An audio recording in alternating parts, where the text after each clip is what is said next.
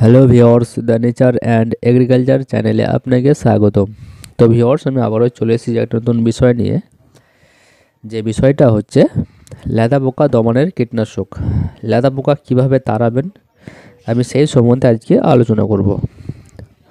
তো লেদা পোকা দমনের কীটনাশক আজকে আমরা এই ভিডিওতে আমি যে পোকাটা নিয়ে আলোচনা করব সেটা হলো পাতা খাওয়া লেদা পোকা। সারাদিন দেখলেন গাছের পাতা খুব সুন্দর সবুজে ভরা, কিন্তু রাত গড়িয়ে যখন সকাল হলো দেখলেন সেই গাছের সবুজ পাতাগুলোকে কেটে খেয়ে একেবারে শেষ করে ফেলেছে। তো এই লেদা পোকাকে প্রতিহত করতে কোন কোন কীটনাশক দরকার সেটা এবারে বলবো।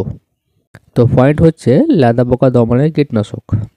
আপনি যদি আপনার গাছে বা মাঠে ছোট ছোট গাছ যখন বপন করেন সেই সময় থেকে এই পাতা খাওয়া লেদা পোকা প্রতিহত করার জন্য দুটি কীটনাশকের মধ্যে যে কোনো একটি আপনার কাছে, আমি যে কম্পোজিশনগুলোর নাম বলবো সে দুটো হচ্ছে ক্লোরোপাইরিফস 20%, প্রোফেনোফস 50%। এটি 1 লিটার জলে 1.5 ml মিশিয়ে স্প্রে করতে হবে।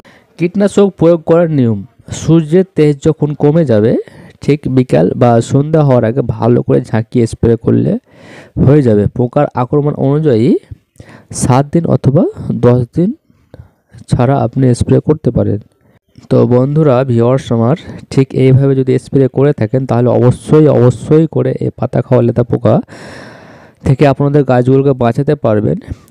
তো এই ছিল আজকের ভিডিওর বিষয়বস্তু। যদি ভালো লেগে থাকে শেয়ার করবেন, আর অবশ্যই আমার চ্যানেলটি সাবস্ক্রাইব করে রাখবেন যারা এখন চ্যানেলটি সাবস্ক্রাইব করেননি, পরবর্তী ভিডিও পাওয়ার জন্য। তো শুভ দিন, ধন্যবাদ।